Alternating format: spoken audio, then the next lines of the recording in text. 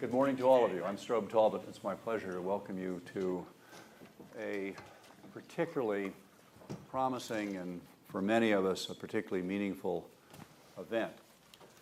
This is an event that is going to go for the next 2 hours, dedicated to the memory and accomplishments of a man, Richard C. Holbrooke, and to a cause which took a lot of his energy and to which he made many contributions, which is preventing deadly conflict and doing something to deal with the pervasive problem of genocide and crimes against humanity.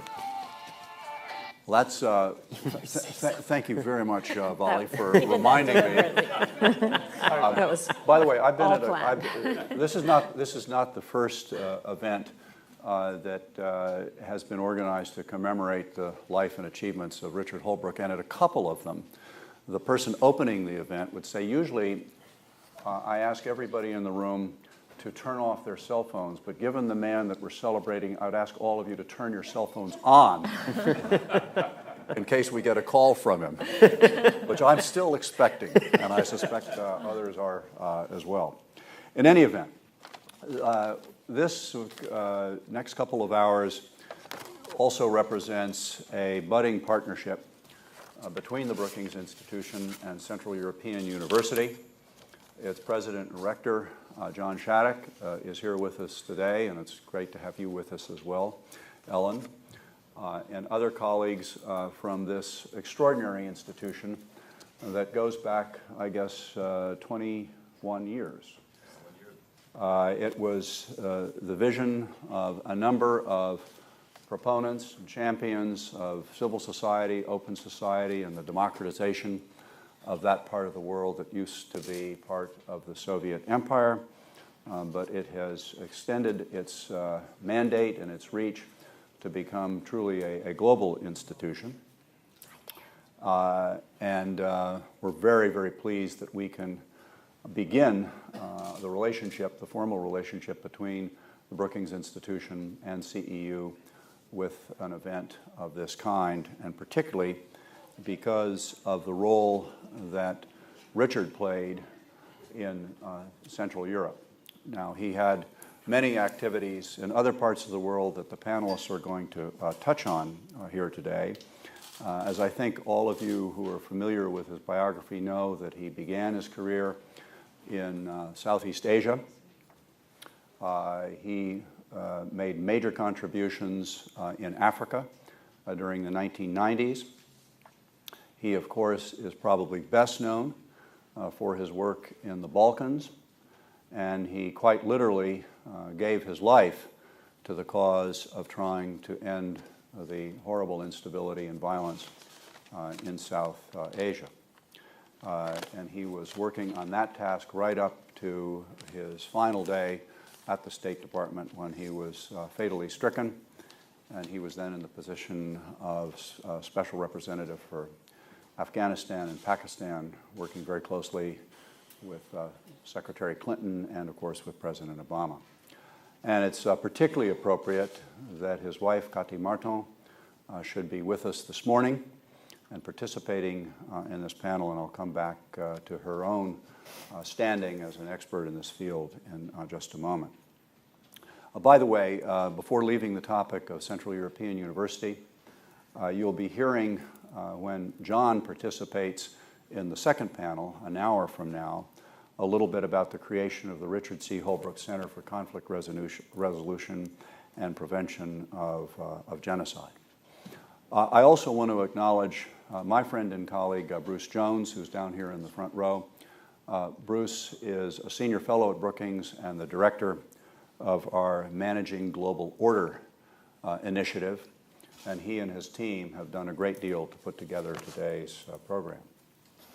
The first panel, that is for the next hour, is going to look somewhat through the lens of Richard's extraordinary career to see what lessons might be drawn from his experiences and efforts on the big subject of the day. And then the second panel will take a look at future challenges and policy choices available to the United States, its allies, its friends, and to the international community. The first panel I'm going to introduce very briefly so that we can get quickly into the discussion. Bob Orr is an old and good friend and former colleague who has had the title of Assistant Secretary General at the United Nations and who worked very closely with Richard Holbrooke at the UN, particularly in the 1990s.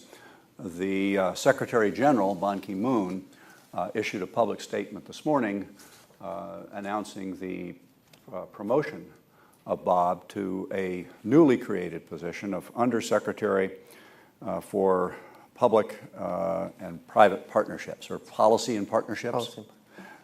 It's such a new position, I haven't even mastered the title yet, but I'm glad. No one else has either. But I'm glad you have.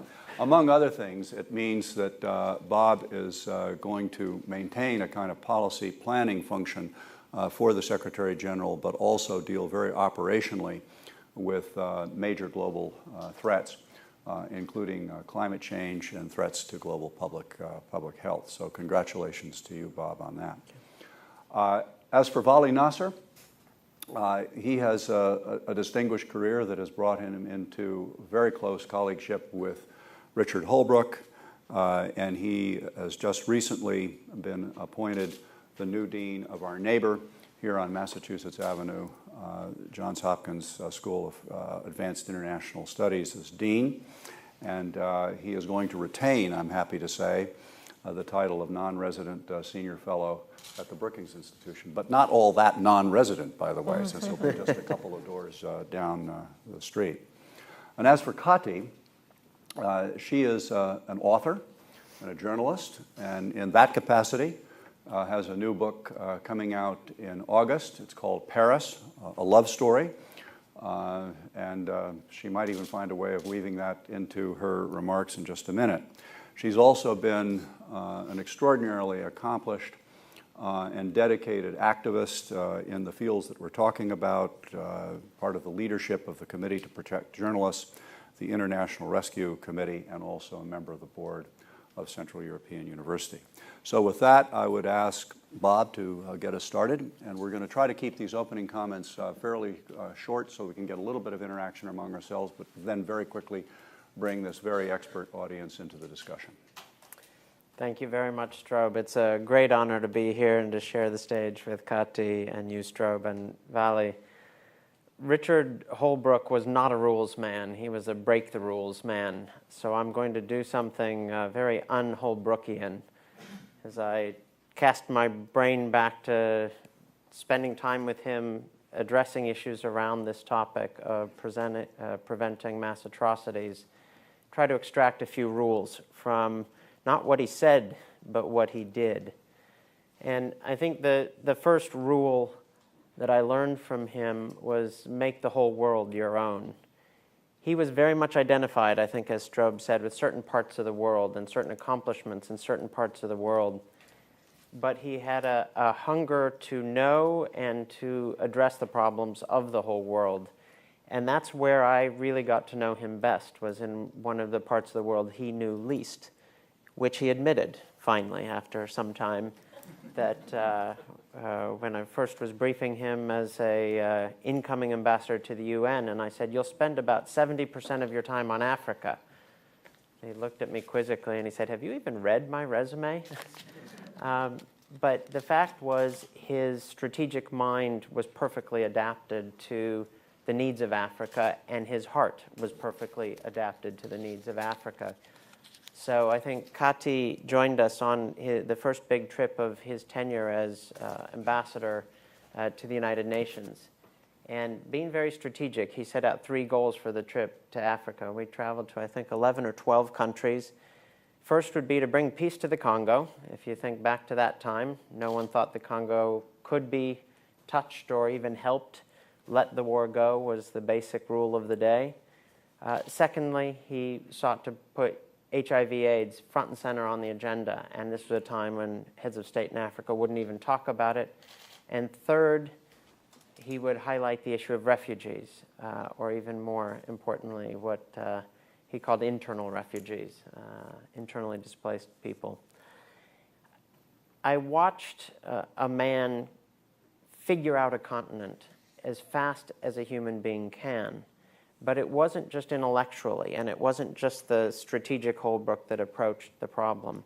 In each of these issues he chose to address, he went to the heart of the matter, but also the heart of the people.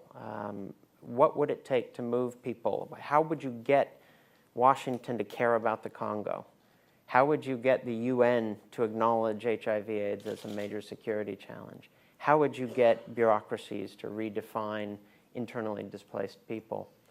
I think it was a natural outgrowth of his development in Africa that I learned kind of a rule number 2, leave no individual behind, that he always looked at the grand strategy, and that's what people think about, the peacemaker, the big picture. He was always drilling down to the most vulnerable individual related to that issue, and that's how he would figure out what the issue was about. It spoke to his heart and his head that he would go and try to figure out where the refugee was, why, who she was, what she needed, and then he would work that up into the grand strategy. And I think that's something that I've tried to replicate, not always with Holbrookean success. There is a key to not leaving any individual behind. It's humanizing the problem. And I think here I would just point that I think Kati, we went with him to a so-called IDP camp in Angola, which was a very powerful experience. And after that very powerful experience in what was called a camp, it was really a wide spot in the road where there were 100,000 people living. And he went back to the UN country team to talk with them and immediately said, "Where is UNHCR? How many refugees are you working with?" And they said, "Well, we have about 100 refugees from the Congo in Angola." He said, 100? I've just been with 100,000 refugees. What are you doing for them? And they said, "Oh, I'm sorry. There's a rule. They haven't crossed a border. We can't treat them." And he immediately, within 5 minutes, had made such an issue of this that the High Commissioner for Refugees was promptly, I think, woken in the middle of the night in Geneva and said that we're going to have a problem with the United States because they're really raising the issue of IDPs in a whole new way. And it was something that I think that came from that imperative to humanize the problem and not leave any person behind in the solutions that you're trying to craft at the strategic level. The third rule that I would map onto Ambassador Holbrooke's career is go straight to the problem, and in some cases go straight at the evil. This is something that I think a lot of us shy away from. It's not polite in diplomatic circles. You find a way to talk around or at least deal with things diplomatically.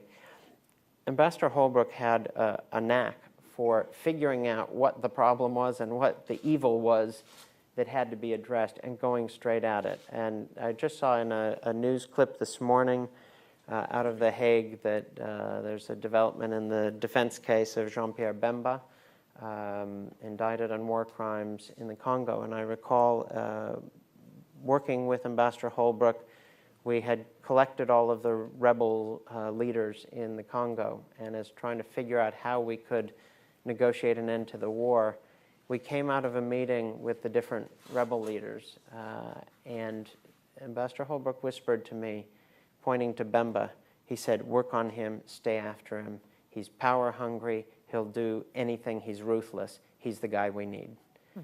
And it was after one meeting that he had already figured out what the crux of how we were going to work this, but it was based on not just a psychological reading of an individual, but a structural understanding of the conflict and where it was coming from. The fourth rule I would apply is a bit of a might seem like a contradiction. It's all about principle and politics, politics and principle. So many times when we address these big issues, we try to take a principled stand and we try to address something just from a principled point of view or from a practical, pragmatic, political point of view. I think Richard Holbrooke was incapable of making that separation.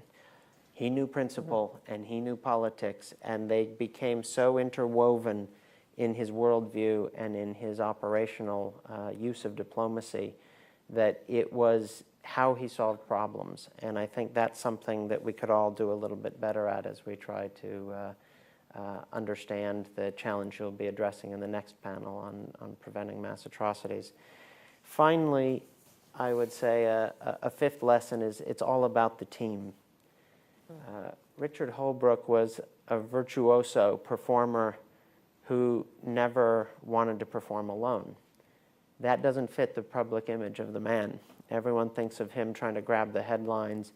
Yes, he grabbed plenty, and he was darn good at it, but it was always to a purpose, and he never forgot that it took a team to actually get the outcome he needed. He built teams. He was an inveterate team builder. Vali was on a different era team than I was, but at each stop of his career, he built a real team because he knew he didn't have all the skills. He knew he didn't have all the knowledge. And he built that team around him, and then he used them to maximum effect to get the desired outcome. But it was at his most human that he loved his teams.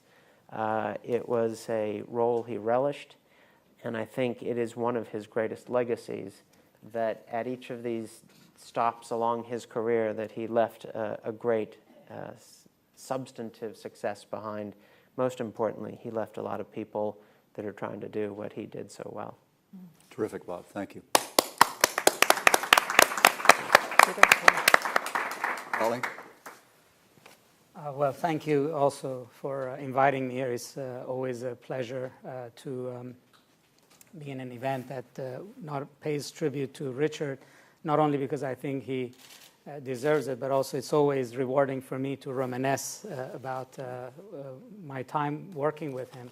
If I may begin from where Bob left off, I think that issue about his being a team builder and taking pride in his team is one of the sort of singular marks of his approach to leadership, and I think it's an important legacy that he left behind.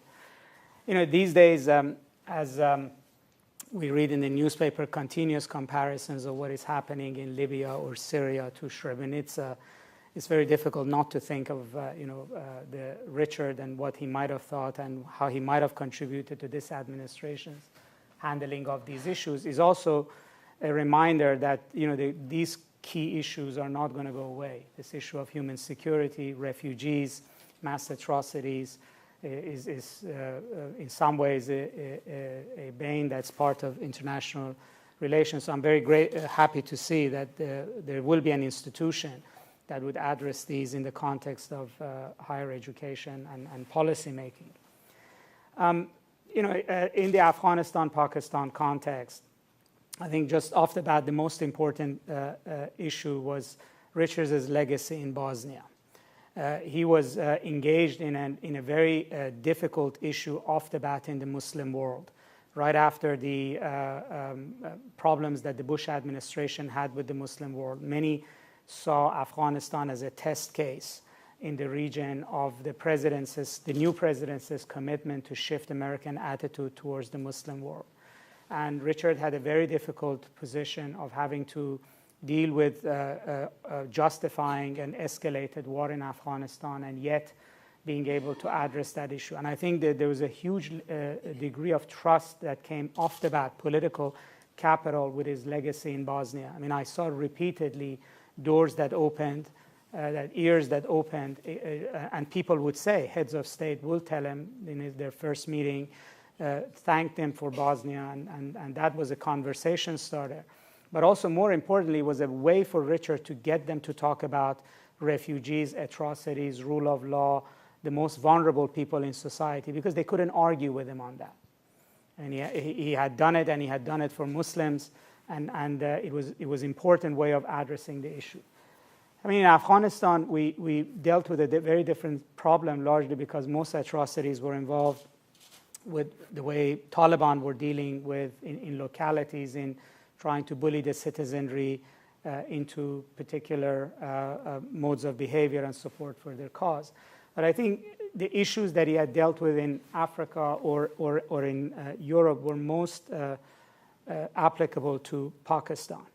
In particular, not long after we were engaged there, there was the Pakistan military was pushed to go into the valley of Swat to dislodge the Taliban from there. It created a massive, unexpected refugee crisis. And I think Richard, probably in the US government, was the first person to understand what was going on. I remember I texted him one early morning that, I'm hearing from friends in Pakistan there is an exodus of people coming out of Swat. There's an IDP issue.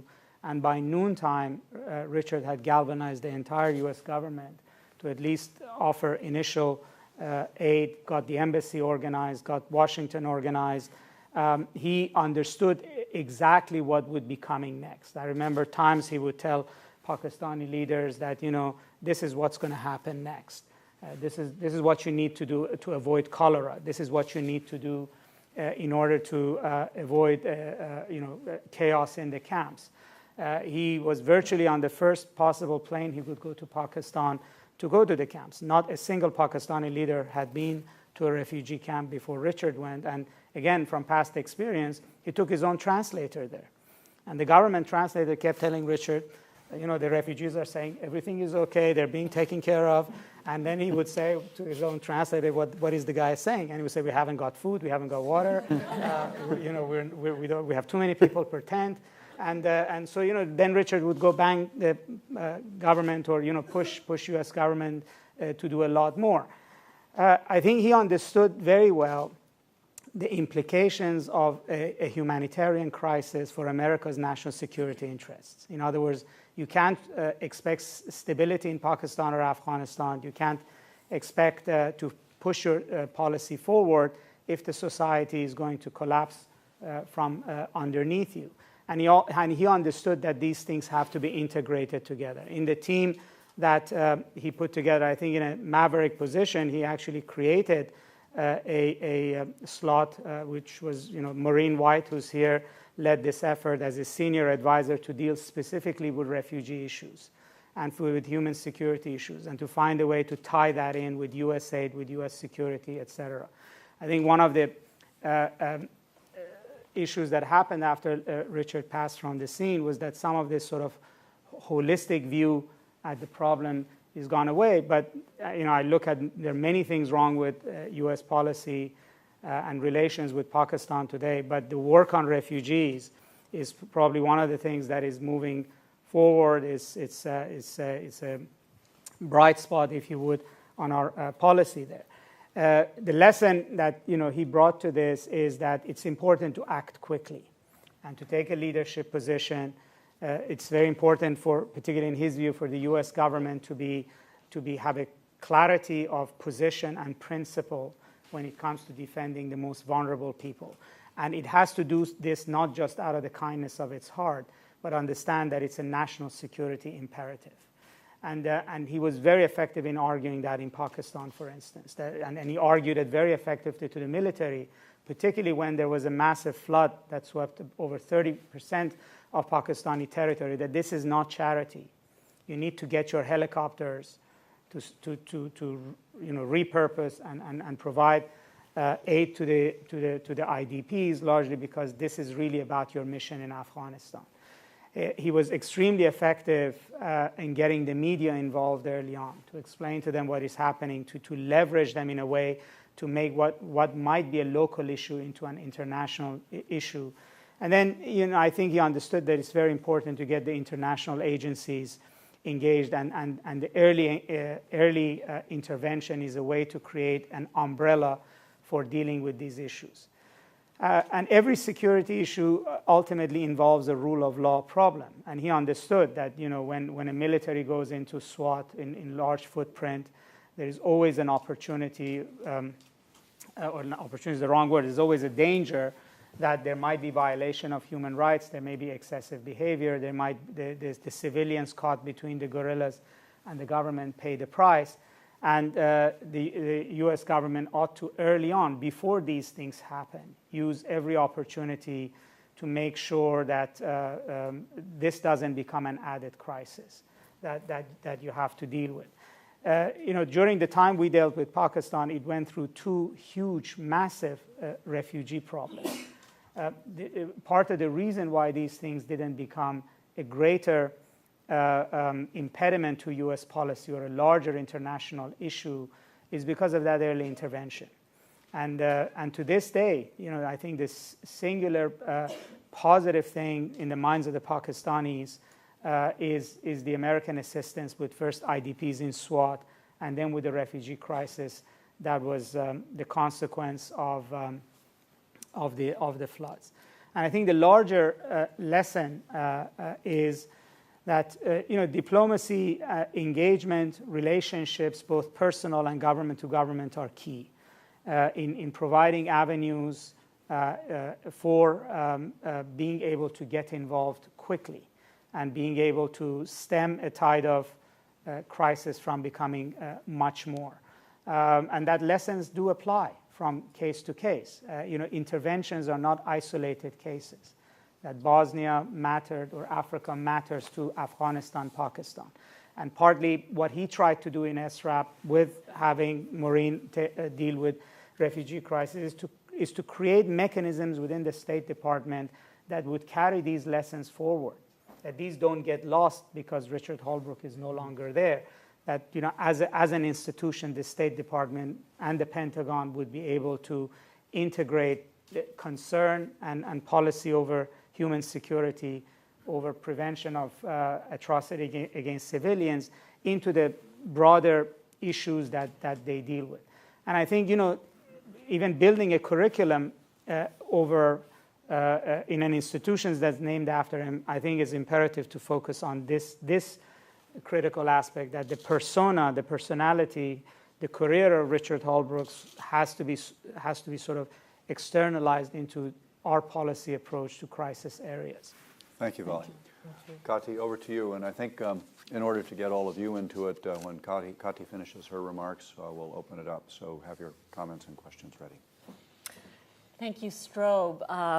Bob, Vali, Strobe, it's such a privilege for me to be part of this conversation. And I'm wearing two hats here. One, of course, I preemptively... Sorry. This is very un-Brookings institutional. It's allowed. But I ask for your forbearance. I'm wearing the Holbrooke hat, but I'm sorry. It passes. I promise you it passes. It comes and then it goes. I'm also wearing my Central European University hat, and I'm tremendously grateful to John Shattuck for launching this center that will really enshrine and institutionalize Richard's values in a place which could not be more appropriate for Holbrooke's legacy. Central Europe, after all, was where he performed his diplomatic miracles in literally ending a war. But Central Europe is also where two world wars and the bloodiest war since the Second World War erupted. And so a center that's dedicated to the prevention of genocide in that region and in my hometown of Budapest is just I cannot think of a more appropriate way to honor Richard and to enshrine his values. Vali and Bob have touched on aspects of Richard's persona and achievements, that each of which require long and deep conversations, because they can't, as Vali so well put it, they can't disappear with the man. We have to draw important lessons from them. Richard Holbrooke was not for the faint-hearted. you had to be pretty brave and pretty self-confident to let Richard Holbrooke into your heart. Because once he entered your heart, he occupied a very large place there. I had several hours with Admiral Mullen a couple of weeks ago, wonderful, recently retired chairman of the Joint Chiefs, and Mike turned to me and said, you know, Kati, I only knew Richard for 2 years, but I hear him in my head. And, you know, Bob and I were just chatting, and Bob said, you know, I keep hearing Richard in my head. So, I mean, this is a great gift that he left us. He was so generous with his advice and counsel that I think we each, those of us who opened our hearts to Richard, we each have a lifetime of Holbrookian wisdom, right? And I never go into a meeting without hearing Richard say to me, okay, Kati, what do you want to take out of this meeting? Where do you want this to go? He wasted no time. I've never known a man who wasted so little time as Richard. He was a legendary mentor. And why was he such a mentor? Because he himself had been mentored. He lost his father very early in life, and so he was always looking for mentors. And he had some of the greatest mentors, starting with Nicholas Katzenbach, Averell Harriman, Clark Clifford, giants in the field of foreign policy. And from them, Richard learned a wealth of knowledge and a sense of America's role in the world that he carried with him on every mission. He had a feeling that America should stand for certain values and that America should not primarily be known for its military power. Certainly, Richard knew how to use military power as an arm of diplomacy, but he never considered himself the wingman to the generals. One of his proudest achievements was, of course, the American Academy in Berlin, which really embodies the Holbrookian value system that America has to stand for things other than military might. He was ambassador to Germany when our military were withdrawing. It was the end of the Cold War. And Richard was determined that America have a permanent presence in the region that was non-military. So typically he cooked up this notion of an American Academy, which would, like Central European University will with the Holbrooke Center, embody and represent certain American values. And it's become one of the great success stories on the European cultural and political scene, a meeting place where American thinkers and artists and writers can interact with their European counterparts. So this was very much in keeping with Richard's view that diplomacy should be the most human of all professions. And for him, diplomacy was about one human being at a time. As Bob said, he really drilled down. He had, of course, the most breathtaking Rolodex ever assembled by man. In the last 2 years of his life, I don't think we ever went for a walk in Central Park without a call coming in from Pakistan or a call going out from Richard's phone to Pakistan. That was how he approached his assignment. Pakistan for him was, of course, the more important piece of the AFPAC equation, the more dangerous and the one that he invested so much of himself in.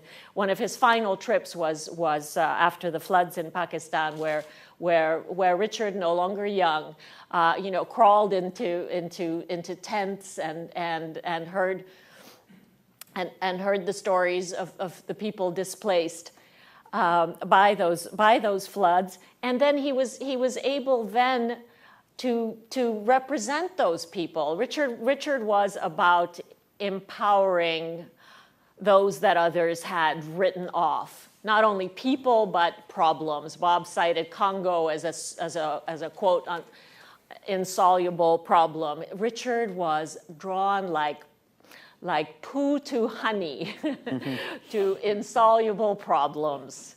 That was what he was. He was a problem solver. I think George Bernard Shaw had Richard in mind when he said that progress is made by unreasonable men. Richard was unreasonable in pursuit of solving problems and in pursuit of giving people, whether in refugee camps or under Serb gunners, giving people their humanity back. I think the last year has only clarified our loss. Bravo.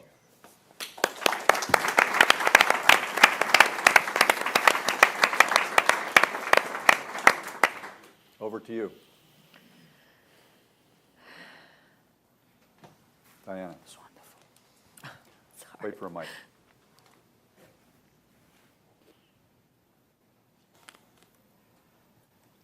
This is not a question. I'm Diana Negroponte from the Brookings Institution. This is not a question, this is a contribution. In 1977, I was the recent new bride of John Negroponte, arrived here in Washington, scared. Richard Holbrooke was John Negroponte's roommate. And through both of them, but particularly Richard, I came to understand the problem of Vietnamese boat people and Richard's determination to increase the quota of refugees and immigrants from Vietnam so that these people could make a home and a contribution in this country. He was also a team builder, one of whose team members, Mike Armacost, was president of Brookings. Thank you, Kati, and thank you, all of you, for reminding me. Thank you. Tempted to bring another chair up here. Anybody else? Yes, sir. Given the personal nature of the relationships here and Kati's recent remarks about unreasonableness, I would just be interested to hear some anecdotes about unreasonable Holbrooke. Ooh, do we have enough time? Yeah.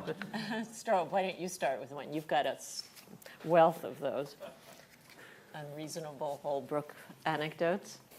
You've got. Well, I love the Shaw quote, but it doesn't quite nail it because Richard had, in addition to his ferocious determination to win an argument and to get accomplished what he was trying to get accomplished, he had a very, very rational mind.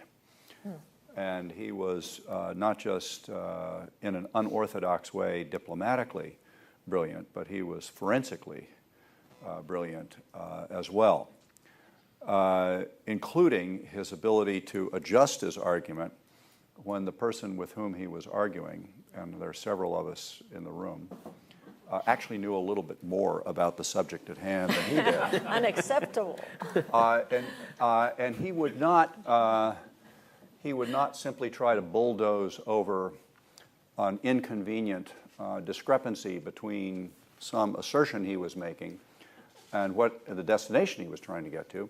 He would simply drive around it, as it were, and come up with another set of facts, which he was more sure of, and another line of argument that would fit the facts and just keep going. So he was, you know, the nicknames include bulldozer and hurricane and all of that, but that suggests sort of an immovable, an irresistible force, just daring any object to prove it was immovable. But he also had a terrific intellect and a respect for the facts. And this goes back to the point that all three of my colleagues have made, his reliance on a team. the team was not just there to support him in what he wanted to do. It was always a team that included people whose job it was precisely to know more about the situations they were dealing with and to educate them. He was always open to being educated. I totally agree with that. Hungary was one of the very few places on the planet that he did not know. And since I'm from there and I wanted to get married there, we were married there in a ceremony that was entirely in Hungarian, and where Richard had one word to say, and that was igen, which means yes. And so in our 17 years together, whenever it was very rare that we disagreed on anything, but when we did, I would say, "But you said igen to that," and he would quickly back down. He came as a neophyte to the region, as he did to Africa, and given his voracious appetite for the new. And to drill deep, he, toward the end of his life, I think he knew more about the region and its history than I did. And he was in the annoying position, annoying for me, of explaining Hungarians to me. He felt that since he'd married one, he'd earned the right. But he really did like to be challenged, and that's what made life so much fun. Is that he loved people who stood up to him, right, Bob? And I mean, I would hear you guys arguing, and I mean, I think Richard even argued with Kofi Annan. Nobody argues with Kofi, who has the sweetest temperament of any human being on the planet. But Richard did when he thought that Kofi wasn't stepping up to it. I mean, he took him on. Well, in our apartment. Do you remember? In one specific case of that, and there is the genuine unreasonableness of Richard Holbrooke, and there's the calculated unreasonableness of Richard Holbrooke. And in fact, one of the cases I think of where he was disagreeing not just with Kofi Annan, one of his close friends, about HIV/AIDS being an appropriate topic for consideration on the Security Council of the United Nations. Kofi disagreed with that. And so did every single country on the Security Council. We started with exactly one vote, the United States vote, against 14. And by the end of being very unreasonable for a prolonged period of time, he had convinced not only the Secretary General of the UN not to take a legalistic view of the rules and procedures of the Security Council, but look at the quality of the issue. He had convinced not only the Secretary General, who he made a total ally in this cause, but he'd convinced 14 members, and they unanimously agreed to take HIV/AIDS onto the agenda of the Security Council. Our legal counsel at the time said, "You cannot do this," and explained the 100 reasons why it could not be done. I don't remember any issue that was so cut and dried that everyone said it couldn't be done. Right. There's one person who said it could, and by the end, we not only did it, but it changed the complexion of the HIV/AIDS issue globally. It started to be treated very differently at a political level. What about bringing Jesse Helms to the Security Council and getting the United States to pay its close to $1 billion in back dues and making Jesse a friend of the United States? That was calculated unreasonableness. Yeah. I mean, do you want to? I mean, that's a pretty enormous. Well, Bob alluded to this, but on the HIV/AIDS issue, he not only had to, by force of his logic, his use of reason and passion, to bring the rest of the Security Council on board, he also had to bring the United States government on board. Right. This was not a.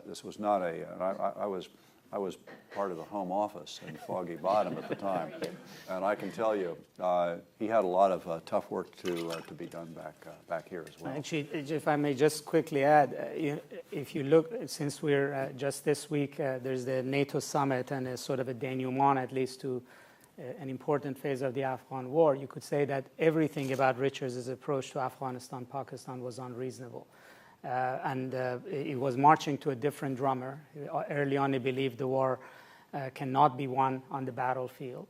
He broke a lot of shibboleths about the fact that, for instance, one case was people told him that it's impossible to get the Afghans and Pakistanis to agree on anything. They haven't signed a single treaty together. And lo and behold, Richard decided he was going to change that fact.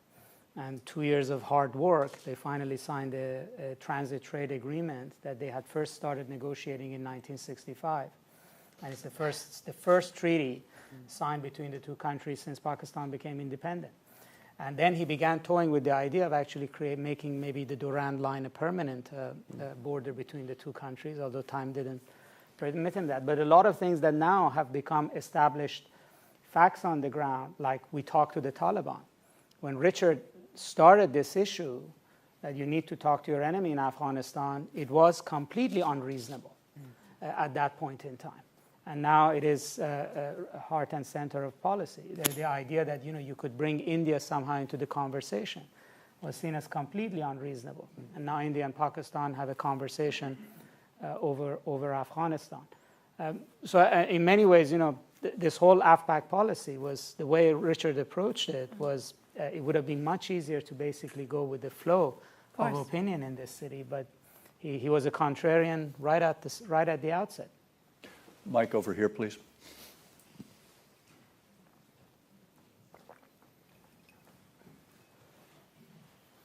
Thank you. I'm Terry Smith, an old friend of Richard's. I met him first in Vietnam more than 40 years ago. Really? And but I love the way the Holbrookean stories just bubble up here, one after the other. And so I'll add one very short one, which is he set a record, I believe, on the NewsHour, not only for the NewsHour with Jim Lehrer on PBS, not only for his multiple appearances, which might be some kind of record, but on one occasion when he was at the UN, I was to interview him on the topic of the day. And we had 8 minutes. He was the sole guest. I was in San Francisco, where conveniently for Richard, I could not interrupt him. And so it, I believe, stands as a record. For an interview on the NewsHour, I asked one question. I asked the first question on the topic of the day, and he launched into it. And 8 minutes later, I said, "Thank you very much." But it reminds me of your point, Kati, that he had in mind exactly what he wanted to accomplish in that 8 minute span, the point he wanted to get across. And not and nobody was going to stop him. And don't kid yourself, Terry. You wouldn't have stopped him if you'd been there in the studio. That's true. Yes, sir. And then we'll come to the gentleman up here. So first back there, and then up here. And it's probably. Is there a mic back there? Yeah. Oh, sorry. Well, Go ahead. what was Mr. Holbrooke's approach to official recognition of past genocides? A past genocide? Genocides, yes, official recognition. How important are they? Did he any time speak about that? I have a feeling you might have one in particular in mind. Armenian? Yeah. I'm really, because as you posed the question, do any of you know the factual answer? And then if not, we'll go to speculation. I'll speculate.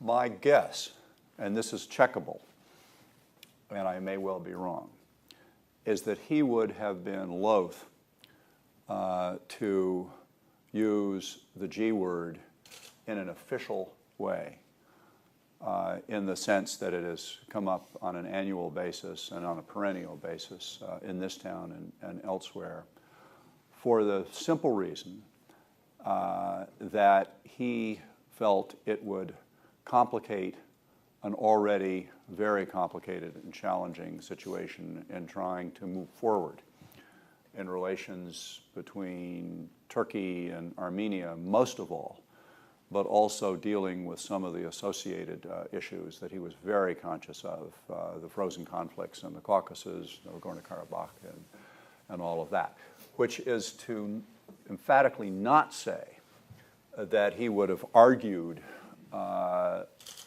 against those, including some very brave Turkish scholars who have called a spade, if I can put it that way. He was acutely conscious of the various uses and categories of language: diplomatic language, communique language, legislative language on the one hand, and the language that human beings use when they talk about real experiences. I think he wanted to. He wanted nations, people to acknowledge their own history, be it as bloody as this was. He was very proud. He was of German background. He was very proud of the way the Germans had assimilated, German Jewish background. He was very proud of the way the Germans had assimilated their terrible history. And he felt that there was no going forward until you acknowledge the sins of the past. But he was ultimately a very practical person. And he was, as we have already noted, about results and results on the ground. And so he would not have, weighing the relative merits of using a word as opposed to making actual headway and improving the lives of millions. I think that making progress would have trumped the short-term benefits of using a word. Let's have one last question right down here from this gentleman, and quick question, and we'll promise you a short or a couple of short answers. Thank you very much. My name is Fabrice Moussoni. I'm a policy analyst. And my question is essentially, I've heard stories of Richard Holbrooke arguing with Kofi Annan, and then it's sort of like Kofi Annan is currently leading a peace plan on Syria, and given all the events, what's happening currently, the situation on the ground, I was sort of curious as to how Richard would have advised Kofi Annan or even the administration on the best way to move forward. I'm afraid you got that one, pal. I'm afraid I have an answer. Yeah. Thank you. I'm sure that he would be calling Kofi Annan on a daily basis, hourly basis, providing tactical advice as well as strategic advice. But I'm sure of one thing. He would have advised him to take the job. Yeah. When the Secretary General asked the former Secretary General to do this job, both of them knew the chances of success were exceedingly low.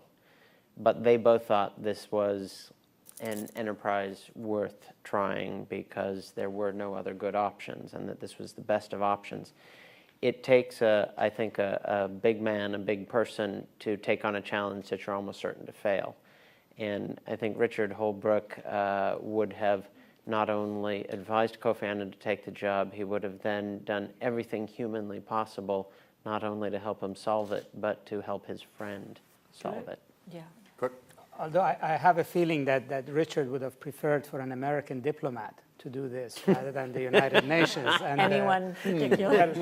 and I think his probably view would have been that probably the United States has to be much more expansive in engaging all the players, those that it likes as well as those that it does not like. And I don't think he would have necessarily looked favorably upon sort of outsourcing this to the Arab League and not taking a sort of a very direct position, largely because of what Kati said, because it's important about U.S. values. And this is a case where American diplomacy and American strategic interests and American values come together. Well, this may be I'm not sure how much will convey from this panel to the next one, which we need to go to now, but there is an interesting point of speculation there. Richard did have a pretty strong view that there was one mess in the world he didn't want to get into. Yep. And that was the Middle East. Yeah. So while I was going, I wonder which diplomat he would have suggested. I'm not sure he would have suggested himself for that one. But I'll leave it to the next panel to take that one on if you run out of other things to talk about. But John and Bruce, I hope you agree that this last hour has been very much in both substance and spirit what we were hoping for today. And while there are only 4 chairs up here on the riser, I feel as though there could be 100 chairs. Not that we would have gotten to all 100 panelists, but I really appreciate the way in which, starting with Diana, you all entered in, and Terry, that you entered into the spirit of the thing. So with that, we're going to step down, and our colleagues are going to come on up here and get mic'd up.